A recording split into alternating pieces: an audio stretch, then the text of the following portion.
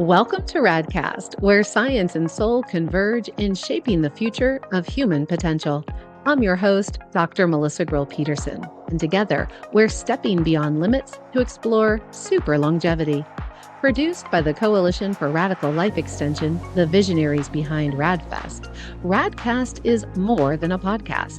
It's a movement for the bold, the curious, and those who refuse to settle for anything less than the extraordinary.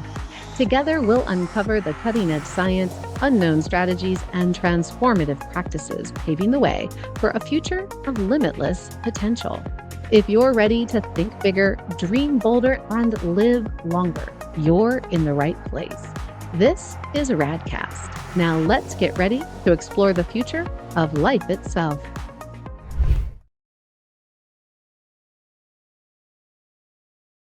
Hi, everyone, and welcome to RadCast. I'm your host, Dr. Melissa Grill-Peterson, and today we are about to uncover the cutting-edge science and ancient wisdom shaping the future of longevity and well-being as we are diving in to the power of modern Ayurveda and its impact on living longer and a healthier life. Our guest, Dr. Shivani Gupta, is a true visionary in integrative medicine, an Ayurvedic doctor, best-selling author, TV host, and the CEO and founder of Fusionary Formulas.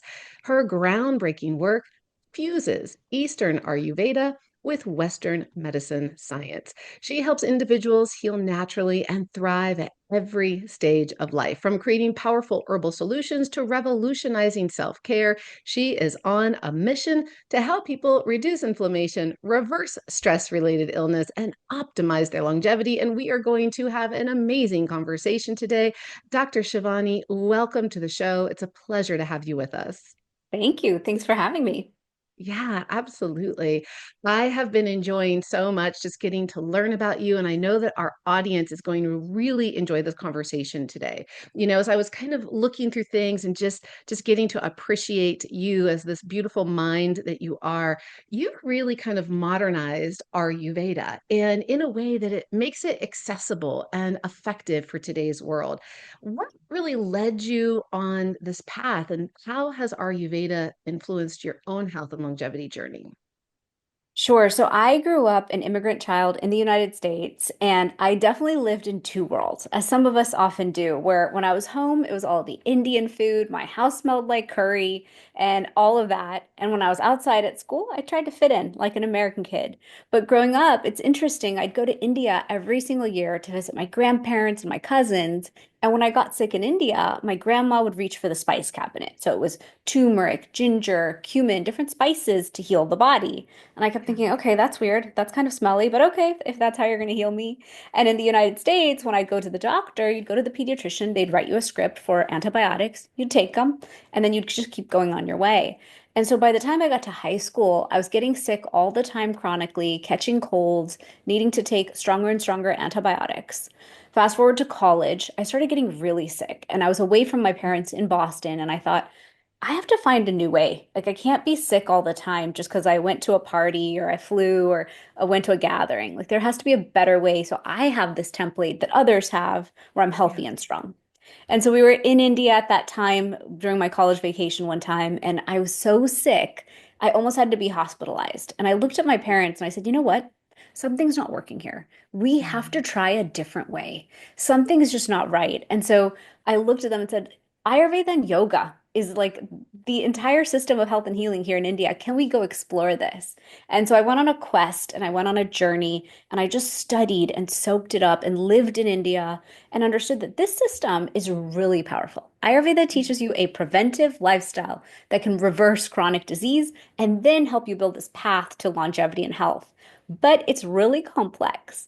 And so the Mm. reason it wasn't globally adopted, in my opinion, is because we needed to simplify it. We needed to pull the Yeah. best treasures and golden keys out of Ayurveda and then bring it into a lifestyle that we can utilize in the here and now to build a rhythm. And so that's become my life's work because once I healed my own gut and felt healthy and felt vibrant, I feel like I have an immune system of steel and I have this vitality and energy. I thought I have to share this with everyone. Like this is Yeah. easy. Let's just break it down into the pieces we need to feel our best. I love that. So taking complexity and simplifying. Help us for a moment, for those of us that really don't know what Ayurvedic medicine is, and especially you've already distilled it down. So maybe you can give us kind of that big picture of just understanding here's what it really is. Like you said, it's a full kind of lifestyle system, and then really how you have simplified it into what are some of those key buckets or components that you've distilled down to be the most impactful. For sure. So Ayurveda is an entire system of health, healing, and medicine from India that's over 5,000 years old. It's an Mhm. ancient wisdom. And if you were sick back in the day, you'd go to your village doctor and they would put together a poultice, an elixir, a combination of herbs and spices to help you. They'd give you some guidance to get you better and well again. And then, for the most part, people at that time were living this lifestyle, especially in India. And so, fast forward a couple of millennia, even until recent years when Western medicine came along, India was practicing that ancient wisdom. And we know now, looking scientifically, India has one of the lowest rates of Alzheimer's and certain health diseases. And we believe that that's because of the spices and the turmeric. And so when it comes to Ayurveda, the way I look at it and the way I pull from Ayurveda is I've created my own 6 pillars. And the 6 pillars from Ayurveda that I do teach right now are number one, circadian rhythm. Circadian rhythm is a concept that came from Ayurveda, that we must live according to nature's clock and in rhythm with nature's clock. So we're flowing downstream with life as opposed to fighting upstream with life. Yes. Then Ayurveda taught us about the gut microbiome and gut digestive fire, and how gut health is the center of all health. It's your brain health, it's your mood, it's your energy, it's your immune system. Ayurveda already knew that. So Ayurveda has a lot of tools around igniting that digestive fire and maintaining healthy gut health for our longevity.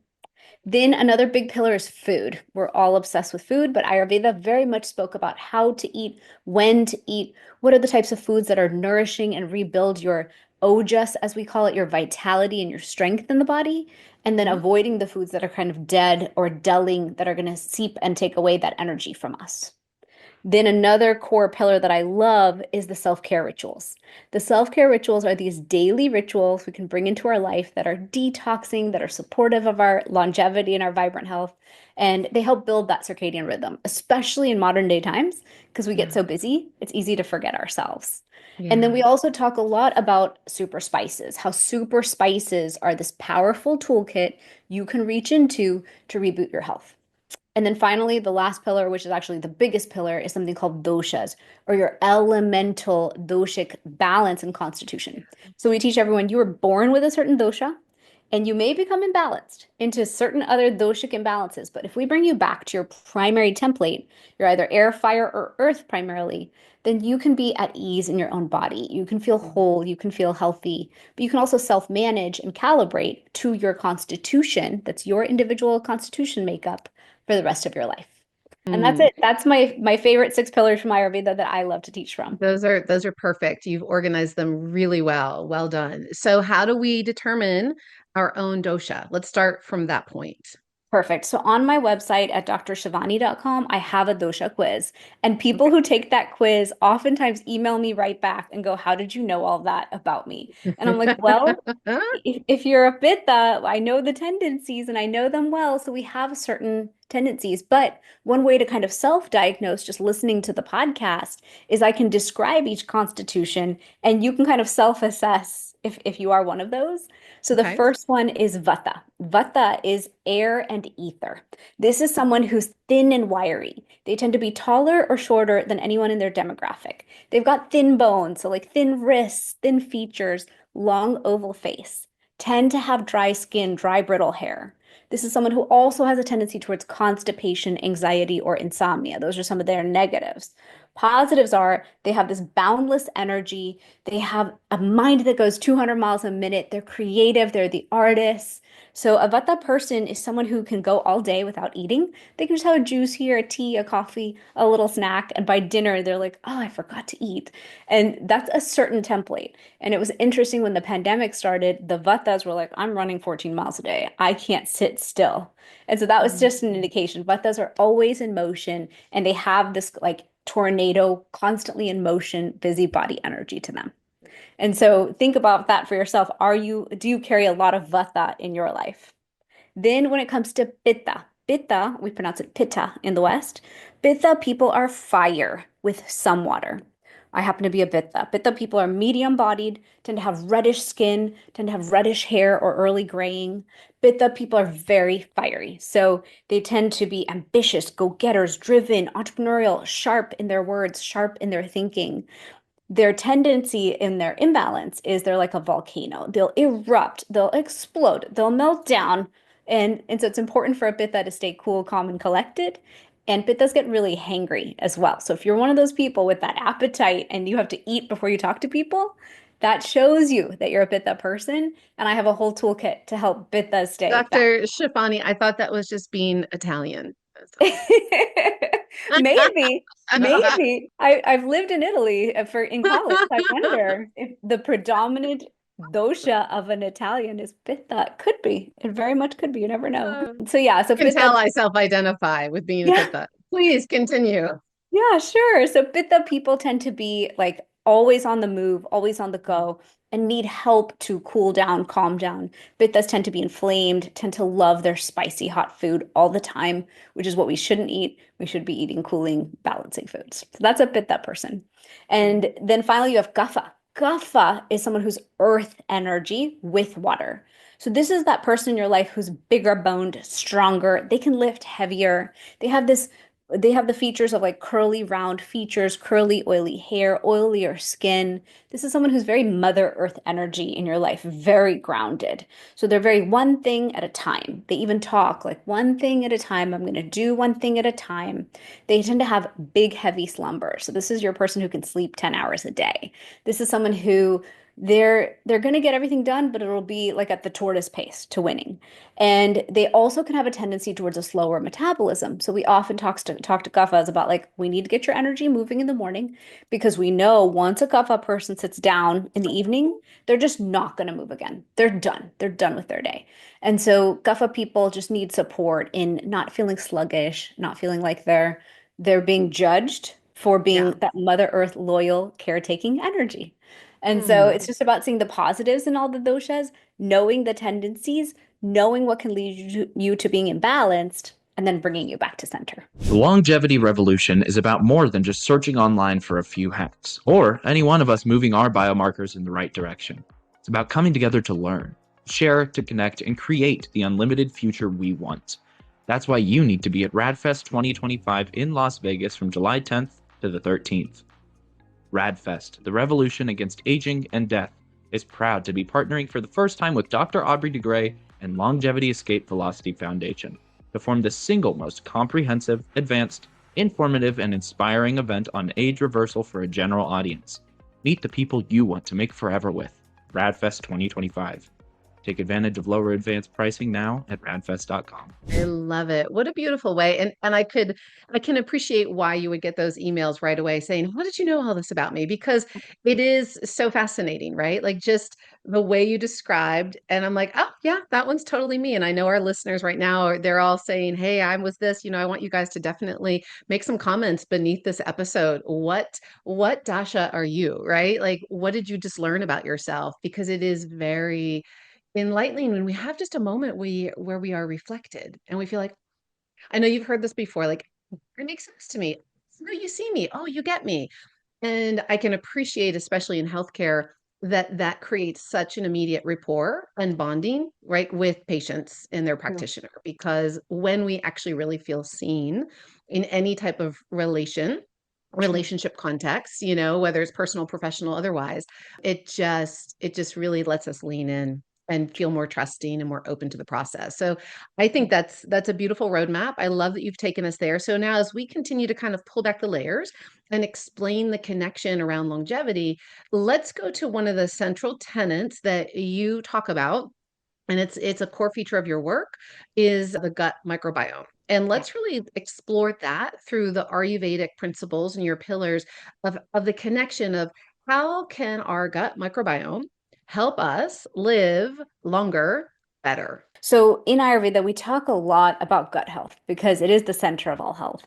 And we describe the gut as Agni, or Agni is just the word for fire. And so if you can imagine a campfire in the center of your body, if you went camping, you would build that campfire very intentionally. It would be small branches, medium branches, big branches. You'd want it to have diversity, which is what we want in the gut microbiome. You would build it with a lot of intentionality around, okay, how am I going to make this thing start to burn and then stay burning for all the times I need? And then at night, I don't want it burning like a bonfire. How am I going to close it down, but keep it available so I can open it back up the next day? And so we think of the campfire of our gut in the same way. In the morning, you're going to rise. How are you going to create peristalsis so you have that first healthy bowel movement? Not having a bowel movement is not an option. And so we have a lot of practices purely built around let's get you moving first thing. Then we're going to talk about food. Food is so secondary to the detox process of releasing everything.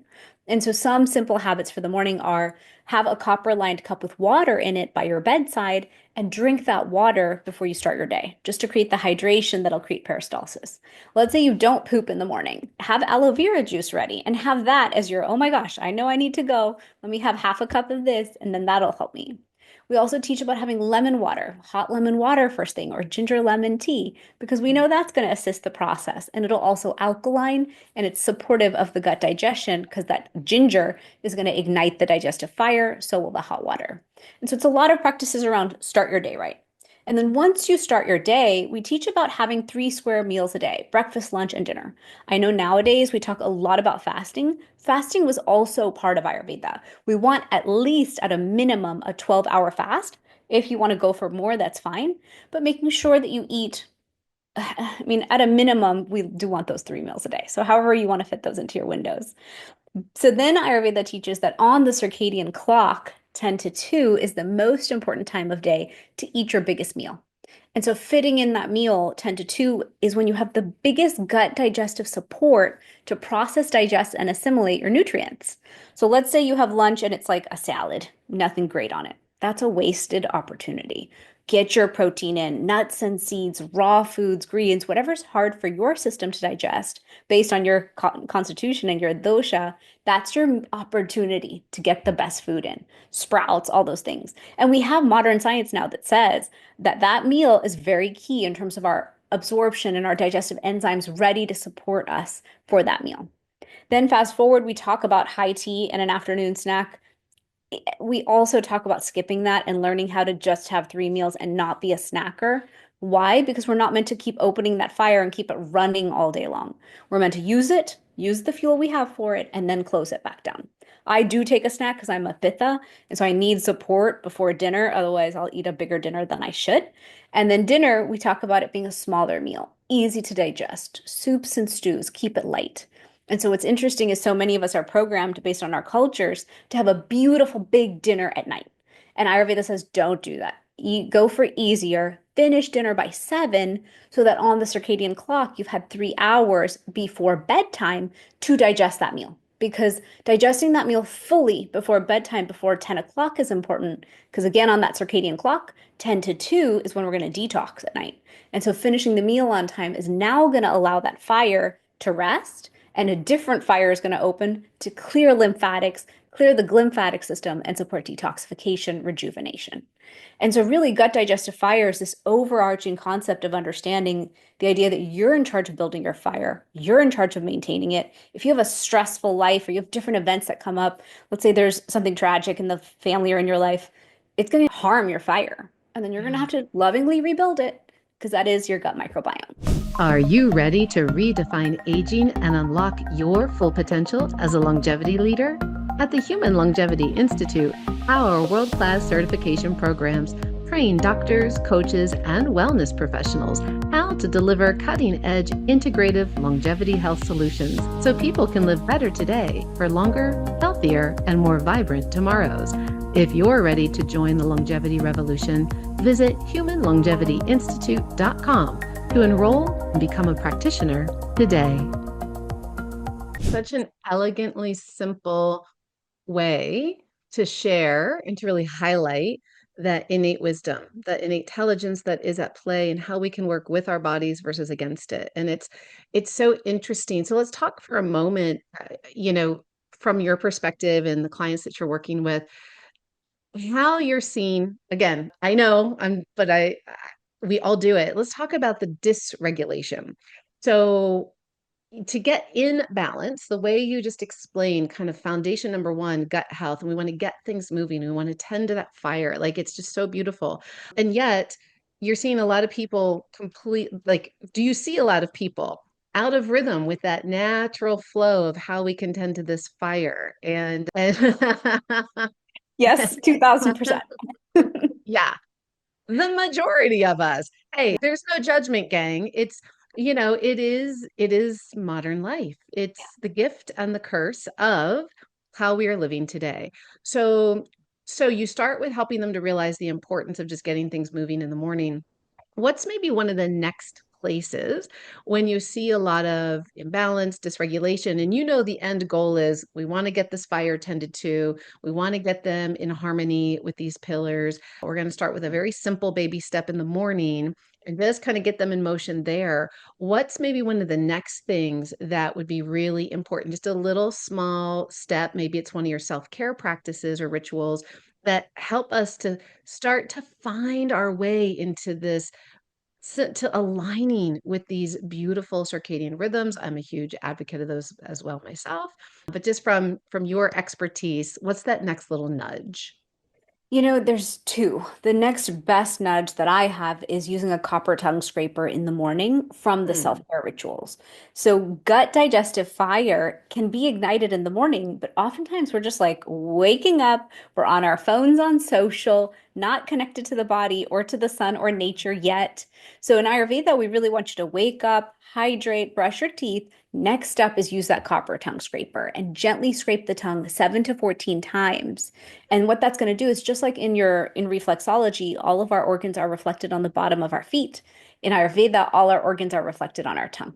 And so by really tuning into like all those organs on the body, we're going to detox them. We're going to get them flowing and moving. We're going to clean off the taste buds so they taste better and they work better all day. We're going to also increase nitric oxide in the body. And so that tongue scraping habit is really that first reminder, I matter too. I'm going to do self-care today. I'm doing something for myself because sometimes we get so pulled in every direction, we forget self. Another mm, beautiful habit from Ayurveda is oil pulling. Take any food grade organic oil, it could be MCT oil, coconut oil, but Ayurveda taught us oral microbiome is gut microbiome. So if we're going to mm, skip over oral microbiome, we're always going to lose. So tongue scraper matters and oil pulling matters. But you take that oil, about 1 to 2 tablespoons, put it in the mouth and swish it around for about 5 to 20 minutes. And what it's going to do is it's going to collect all the toxins, all the harmful bacteria, anything that doesn't belong. It'll leave in the good, which is Ayurveda's goal. Let's leave all the good in place. And when you spit it out, make sure you spit it in the trash can, not the toilet, shower, or sink, because it'll clog up the pipes of your home. So oil pulling is another beautiful habit. And what I like about it is it's an easy habit stack. You can do it while making your coffee. You can do it while you're taking a shower, while you're getting dressed. You just have to be silent. So it's like one of the easier habits to do. It's not an active habit. It's a little bit more passive. And so making the time for those two is a beautiful addition to really kick off the morning. I take all the rest of the self-care rituals and typically move them into the evening because on yeah. a busy work day with kids going to school, I just don't have any more time for these ideas. So Mhm. that's it for my morning routine. And then another big thing we teach related to gut health is when you're going to eat, focus on eating. Which sounds simple, but in this day and age, we're on our phones. We're like, oh, I'm stopping to Truth. eat. I should learn something. I should relax. That's usually mine. I want to relax. Relax means be on Instagram or Facebook. Um, and so Ayurveda said, like, really take that moment, take a deep breath. We now know through modern science that's dropping into your parasympathetic nervous system. Say a prayer, maybe bless the food if you want to level that up, but just take that moment and focus on your food.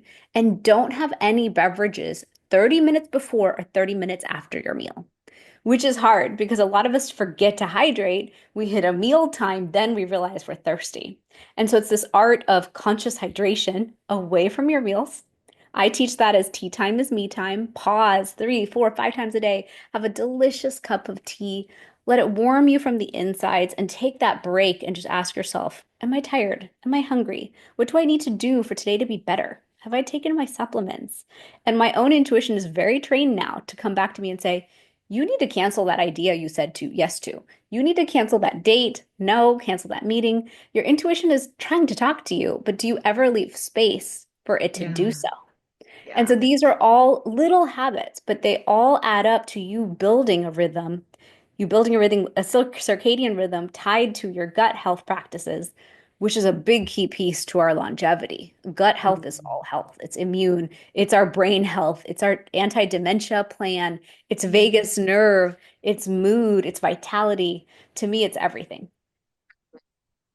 Talk to me. This is just so beautiful. It feels yummy. It feels good. And I hope to our listeners, they're just getting a sense of what it could feel like, like you're letting them hear the true simplicity of just doing a couple of small things that can set their system up for so much expression of vitality, but not just the expression outward, but you're really inviting everybody to have a moment to connect inward so that there is kind of this crosstalk, so to speak, right? The enhancement of that intuition, that inner knowing and kind of being a bit more present. And so I call them our micro moments. They are as important. We don't need to go create these long getaway, like long extended periods of time, understanding that just finding those pulsatile micro moments throughout the day, a couple of minutes here and there, can have this really beautiful, profound effect that just kind of weave throughout it all and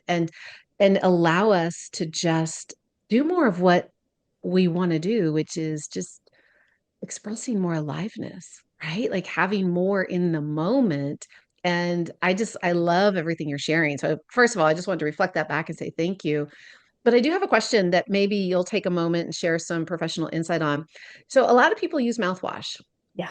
And so, as you're sitting here talking about how truly, and I don't know if enough people really make the connection because only to the point that I don't know that modern media has truly expressed it enough that gut health starts with oral health. So it all starts in the mouth, really whole body health, whole body longevity. So just by taking really good care of our, oral health, we can make a difference. And of course, we've all been marketed to think, well, taking good care of your oral health means using fluoride toothpaste and using mouthwash that's filled with alcohols and all these other chemicals. So talk to us, and I understand. And so maybe you can differentiate why oil pulling versus a mouthwash, or what really is your take on mouthwashes and how that's affecting microbiome and systemic health. Absolutely. I do think mainstream media hasn't jumped into this in depth yet.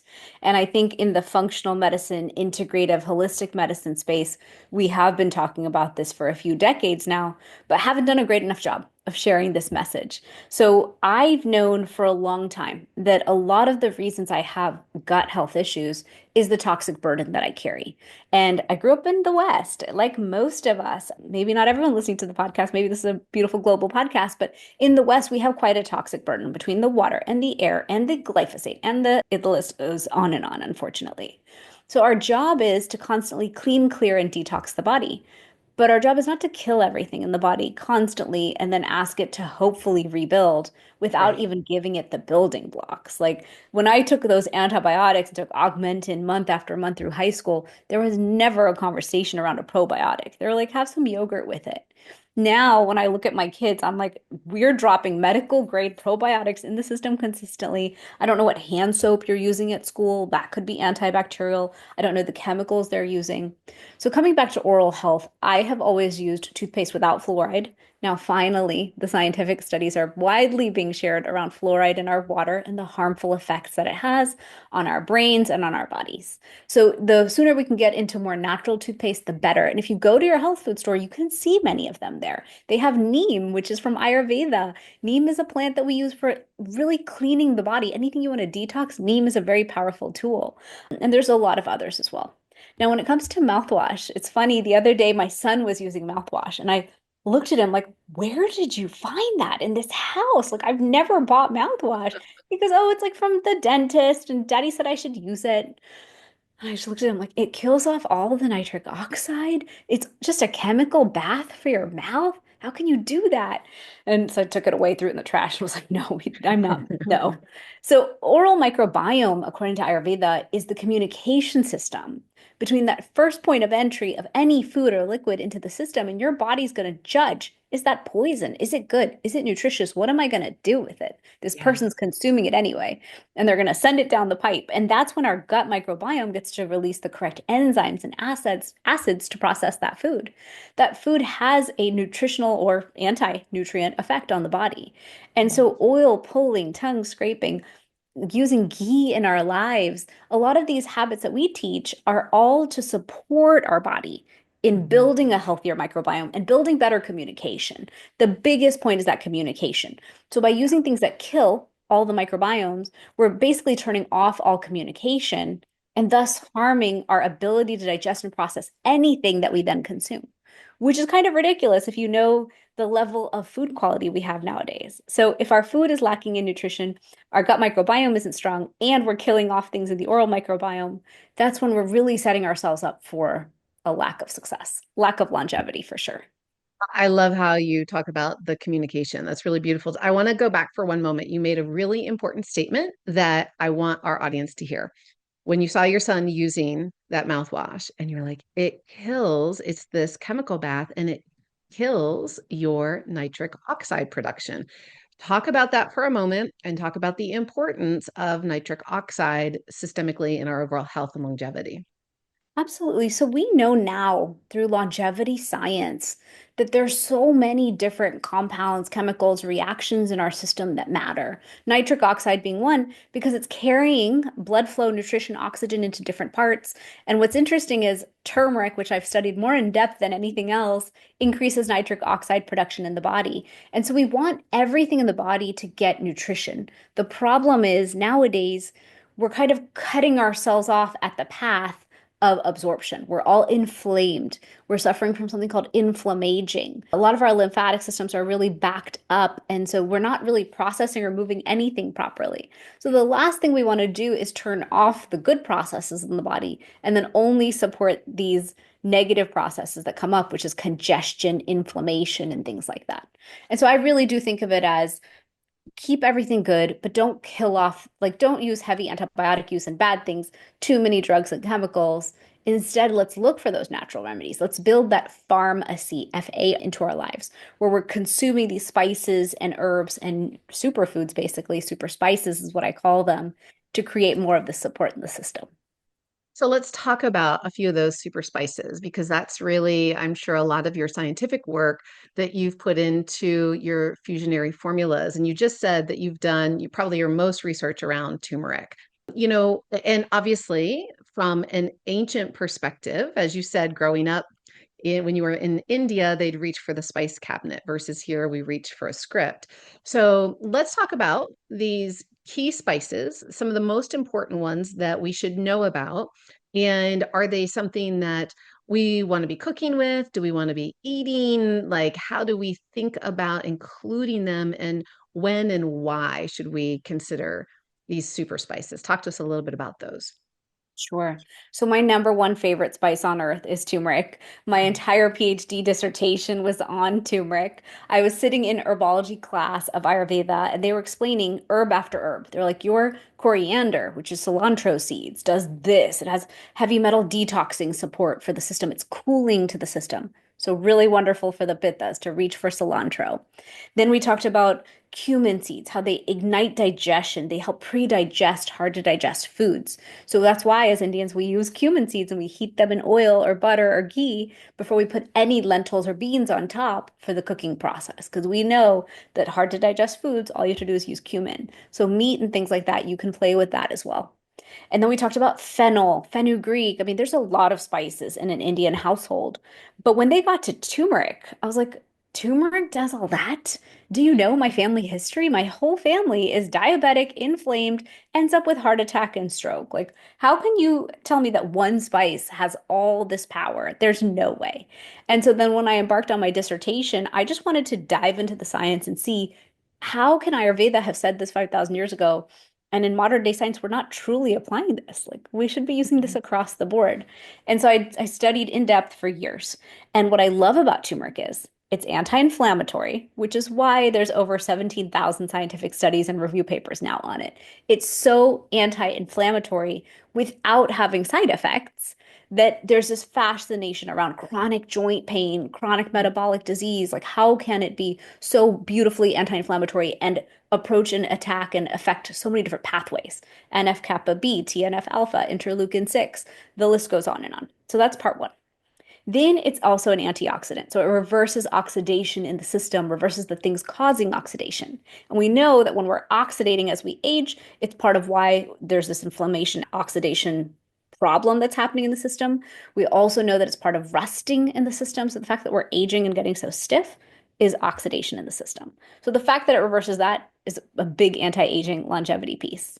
But then what I also loved about it is turmeric's antibacterial, antiviral, antifungal. As someone who always got sick, I need the defense system.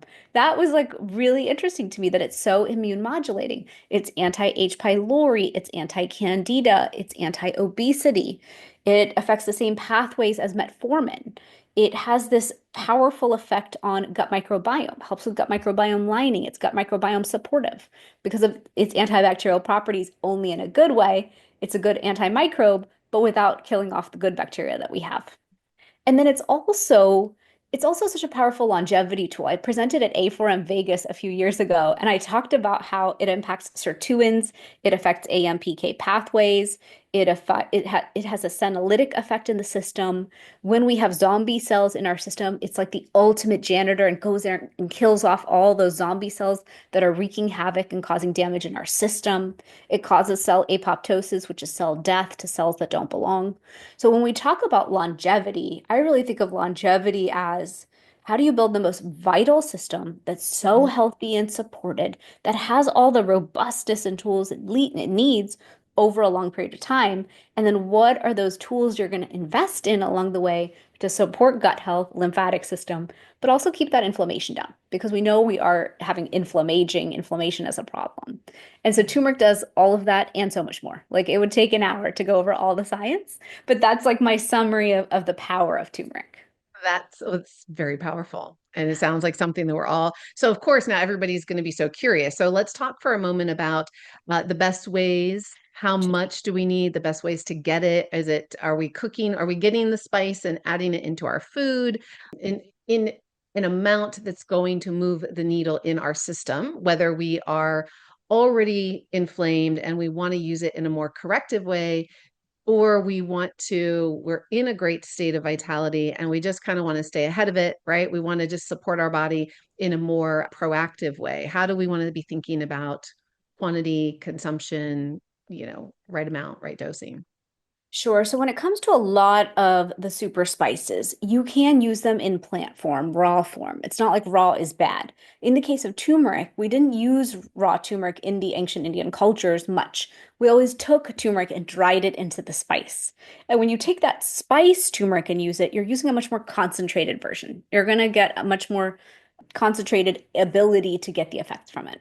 And when you take turmeric, always remember to use it with healthy fat or a black pepper to increase its absorption. So I always say, look, ghee, butter, any healthy fat that you love to use that. And then I worked in the lab in MD Anderson Cancer Center, Houston, where the scientists discovered that black pepper increases the absorption of turmeric by 2,000%. And so I've always been a fan of the black pepper root, but you can truly choose either.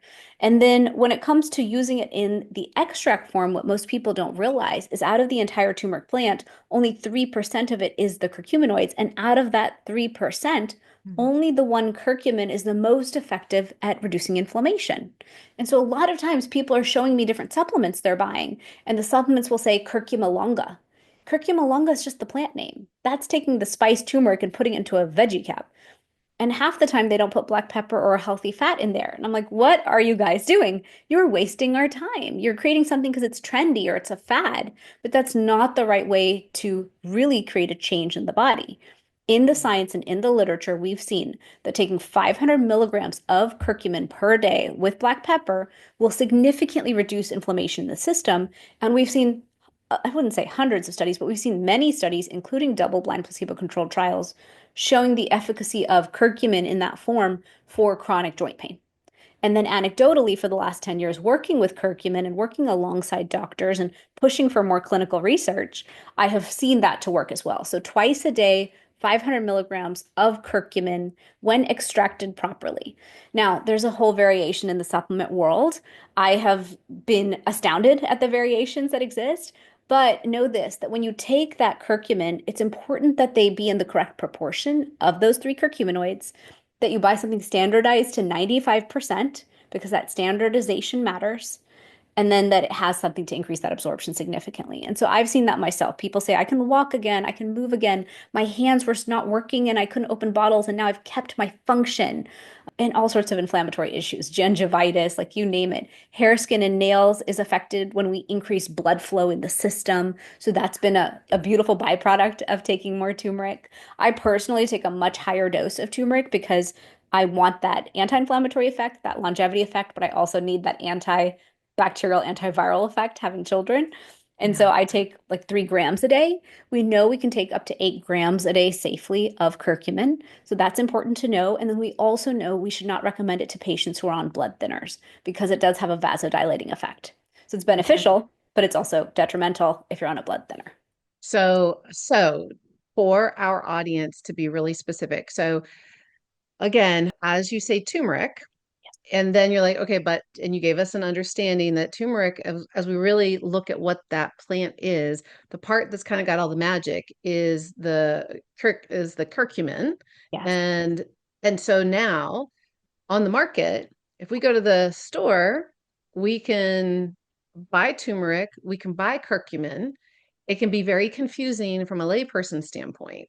So how did they make the right choice? And you said, and you just gave us some really good guidelines, like it should come with a way that it can be absorbed, like the black pepper should be inclusive with it. How do they understand what they should really purchase? You know, it's really hard. When I was doing my PhD, one of my mentors was that scientist and professor at MD Anderson Cancer Center. And he said, look, if you ever go out and build something with curcumin, don't just break a molecule off of curcumin and call it better and patent it and call it better and then put science behind it and say you were the smarter one. He's like, trust that in Ayurveda, whole plant with extract still matters. And so if you ever formulate, put whole turmeric with that extract as well. And so when people, it's so funny because people send me curcumin supplements all the time, their labels, and they've been doing it since I was doing my PhD. And I would just sit there confused because it's actually really hard to read Yeah. supplement labels and know what's good and what's bad. So when someone shows me a supplement from Amazon, for example, I'm always like, look, if you bought a $20 supplement, just know that they didn't source for the best potency and the best extraction process. That's a supplement made for high volume sales. It's a different idea. In the functional medicine world, in the longevity space, there's a whole different regard for supplements that can have a true impact on the system, medical grade herbs, sourcing well. So I would, if you're looking at a label, look at, does it just say 1,000 milligrams curcuma longa? Because that is just turmeric. Don't buy that one. Buy one that says 500 milligrams curcumin, standardized to 95%. Find one that has turmeric in it. Find one that has black pepper in it. If it's not going to do that, there are others out there where they have used these patented formulas. I don't think they're all bad. I'm sure many of them are great with black pepper or a healthy fat. And if that one sourced to you does well for you, awesome. But don't buy cheap turmeric because what happens is they're extracting, but they're not extracting at that exact potency. They're using chemicals to get there. They're not trying to rise above that 95% standard. They're just trying to meet it. And that's a completely different experience for the body. If it's in the right proportions, we're going to absorb it well and use it well. But it is Mm. hard because no one's going to explain all that on the label. Well, this has just been so educational. Thank you so much for really sharing just your expertise because as you said, even when you were going through your PhD and you would see all these labels, thank you for acknowledging the confusion. Even as clinicians, as consumers, sometimes you're looking at something on, let me do a little deeper digging to make sure that this is actually accurate.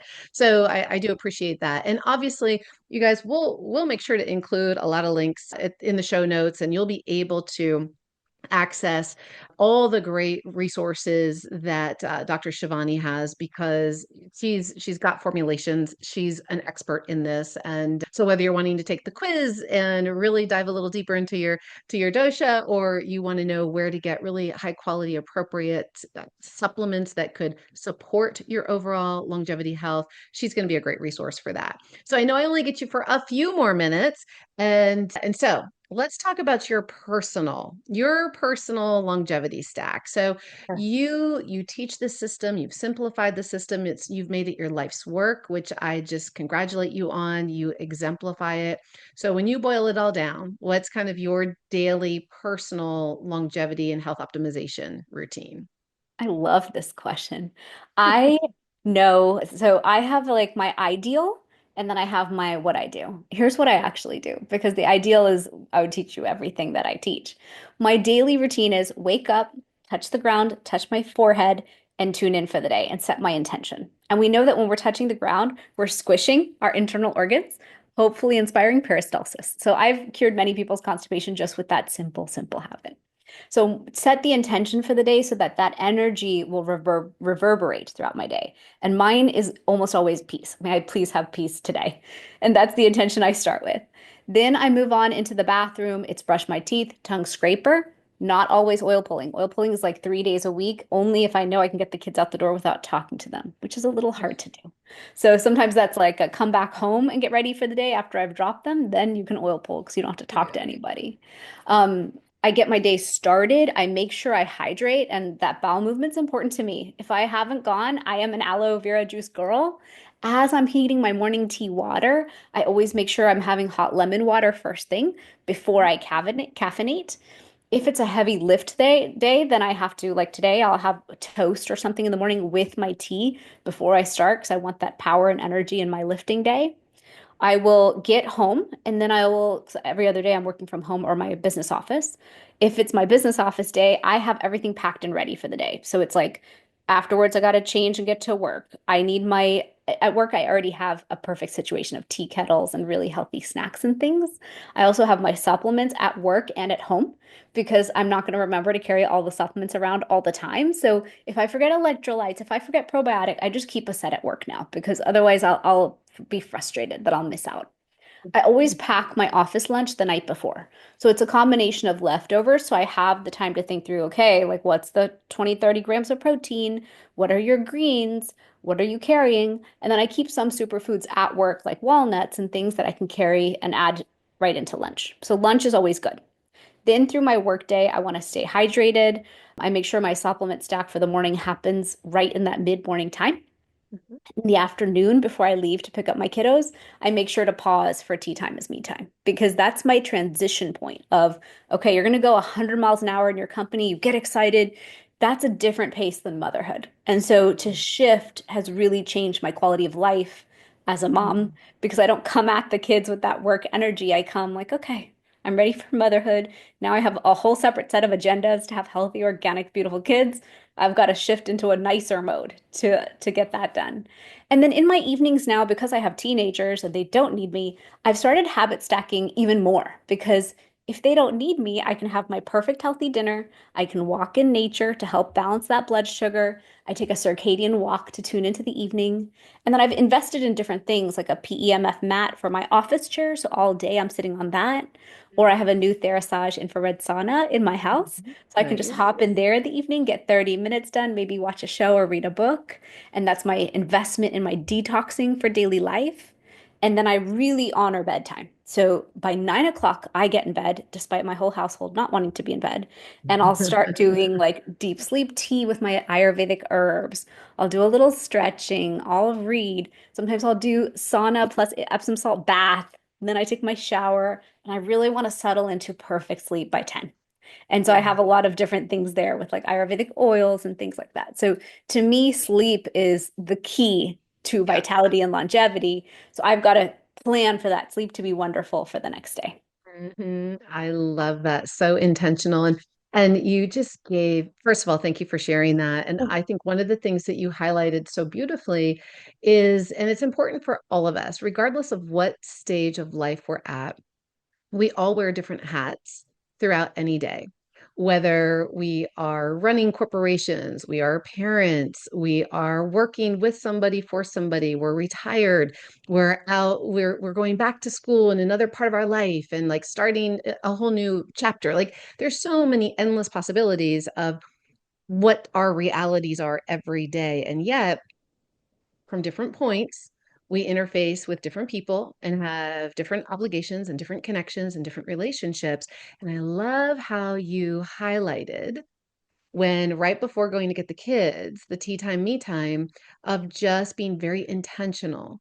Take that little pocket for you and to be present with your own energy and be present with kind of, in essence, like how do you close down the one or like acknowledge the one and let that be while preparing to go into the next role as if it's the next hat. And I think that there's a lot of wisdom and beauty for all of us to realize, even if it's you're driving home from work and just going before you get out of the car, what could be that drive time, me time?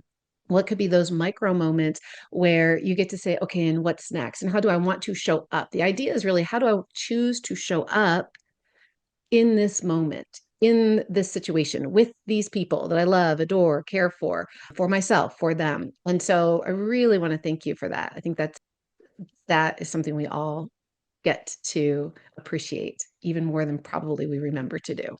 Yeah, absolutely. So many times for my drive times now, I just go in silence because that's the Yeah. reset. It's easy to listen to podcasts, which I love. It's easy to listen to YouTube videos. It's easy to choose to be on the phone that whole time. But if I Yeah. can use it as silence and tea time as me time, on the way to work, on the way back to work, on the way to meetings, then all of a sudden that circadian rhythm of my life is keeping me in peace, which was my intention. And then Yeah. my quality of life is that much better. And we know through like blue zones and all these things, sometimes health can be passively amazing for longevity, which is something I would like to work towards. I don't quite know my path there yet because I'm very active in my health. But can we have a rhythm that we build that's so beautiful and intentional that it's our rhythm? So we're not Yeah. working. So that's Yes. my intention this year is just this is my rhythm for feeling incredible. And I don't give that up for anything. Yeah, I love that. And that goes right back to your foundational pillar of circadian rhythm because it's about going with the stream versus upstream. And if we remember that the water only flows one way, right? Then it's kind of like, how can I continue to work and flow and be with the rhythm of my life versus try to go upstream and fight it and go against it and. And so I think there is, and that's an attunement in and of itself, just beginning to notice, right? When does it feel like it's just fully intentionally, peacefully in flow versus not? And it's not about judgment. It's just step one is always acknowledgement, right? Or the recognition of like, I'm Yeah. going upstream instead of down right now. Right. Exactly. Exactly. Yeah. And then to your point, it's like the more conscious we become of it and kind of self self align, if you will, to be in flow versus out, over time it does become completely unconscious and you do create an entirely new rhythm that becomes your foundational rhythm. So, what a beautiful principle to remind us all of. Mm. Absolutely. Oh my gosh, Dr. Shivani Gupta, this has just been such a yummy, delicious, inspiring, wonderful conversation today. Thank you so much for sharing your brilliance, your knowledge, your practicality, your inspiration and insights with us. It has been a true pleasure. Thank you. Thank you. Same here. It's been wonderful talking to you today.